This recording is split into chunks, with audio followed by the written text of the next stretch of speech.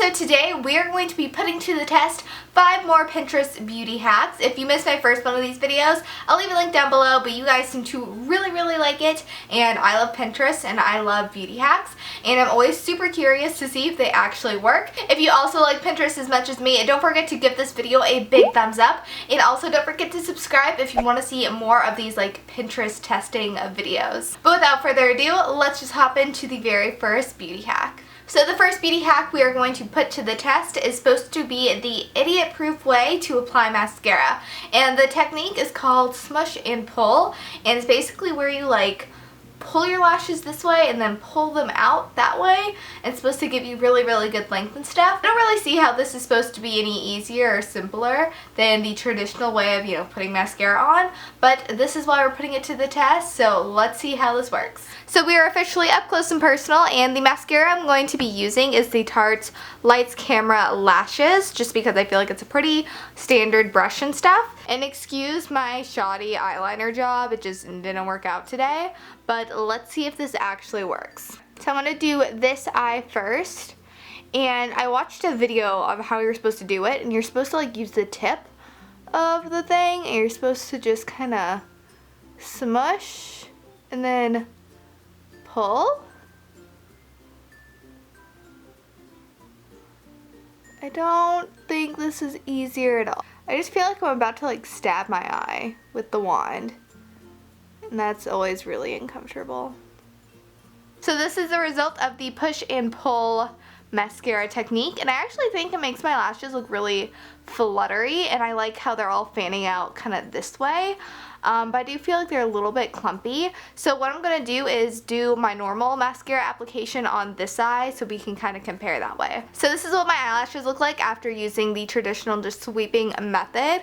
And I would definitely say that the smush and pull definitely gives them more length. But this one looks like it's a little bit more voluminous. So I guess it just kind of depends on the look you're going for. So this hack definitely worked better than I thought it would. It gave me really good length, and it didn't make my lashes look like spidery or anything. However, it did kind of feel awkward, like trying to poke yourself in the eye. I was afraid I was going to like miss my eyelashes and actually hit like my eyeball, but luckily I did not. But the results do look really good, especially if you love length. So I would definitely give this hack a big thumbs up. The next beauty hack we are going to be putting to the test is a DIY dry shampoo, and there's nothing worse than running out of dry shampoo, and when you like need it, you need it. And I know that baby powder is supposed to be a really good alternative for, standard dry shampoo, but who has baby powder just lying around their house unless you like have a baby? So instead, what we're going to be using today for our DIY dry shampoo is cornstarch, and this is something that you probably have in the back of like your kitchen cabinet in like the baking section of your house. I know we have some, clearly, because I found it. I don't really know why we have it or what you use cornstarch for, but apparently we're going to put it in my hair, and I do have second day hair.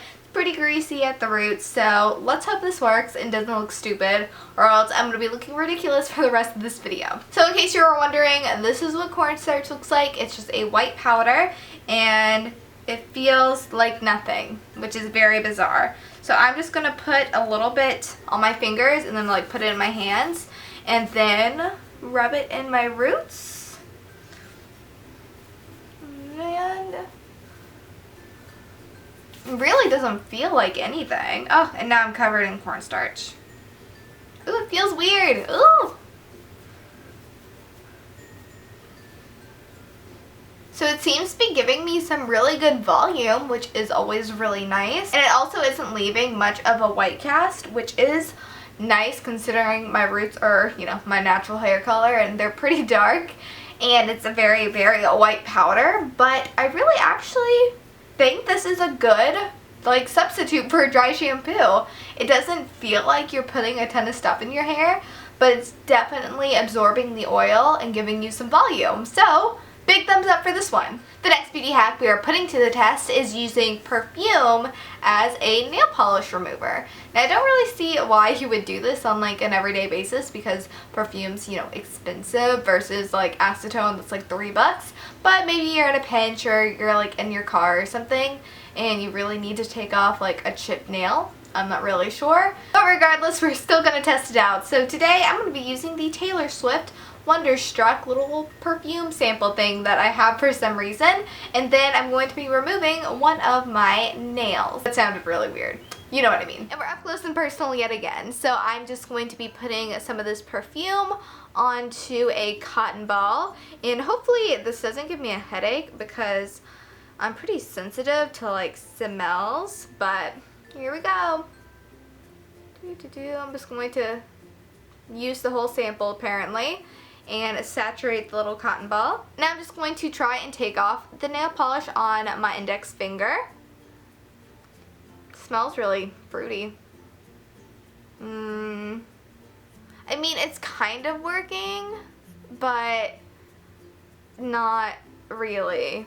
This is a lot more work than I signed up for. So the perfume did end up taking off all of the nail polish on my finger, but it did take a lot of work, and now my finger smells like Taylor Swift's perfume, which I don't know how I feel about that.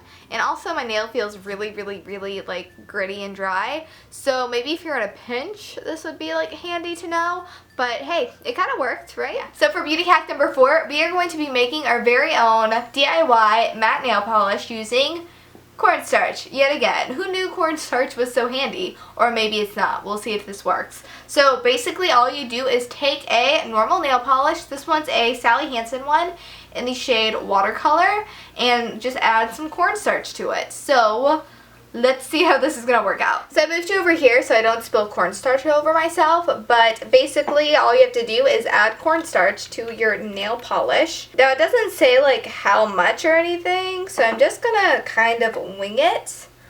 I'm not very sure. So I'm going to make a little funnel using a Post-it note so I can like easily, or as easily as I possibly could, you know, add the cornstarch. And I'm going to just take a little measuring spoon and then add a little bit. I guess you can't really see if anything's happening. Ah! Alright, this is a messy situation. So that didn't work out quite as, you know, well as I pictured it going. So we will try again. Kind of make the opening a little bit bigger this time. Right? Right. Maybe. Alright, round 2. Add a little bit, kind of tap it in. I can't tell if it's actually going. Oh, I think it's working a little bit. So there's now officially cornstarch everywhere, but there's also some inside of my nail polish. So I'm going to do my best to mix this up, and then we'll apply it to the nail and see if it's actually matte. I guess the best way to go about mixing this is to use the little brush. I don't know. Yeah, now it's just kind of chunky. You know? Maybe I'll just like do this. So I'm officially over putting cornstarch in here, so let's just see how this looks when I apply it to my nail. So this is what the nail polish looks like after one coat, and surprisingly enough, it actually did dry matte, which definitely was a surprise to me because I did not think it was going to work. I don't know if you can see though, there are still some chunks of cornstarch that didn't like mix in properly, I guess, so it's not really the best application, but I mean it did dry matte, so there's that. Yeah, so while the beauty hack worked and made my nail polish turn matte, I don't know if it was worth all the work. I literally have cornstarch like all over there now, and I feel like I'm just covered in the stuff, but I mean it works, so like maybe like a B+.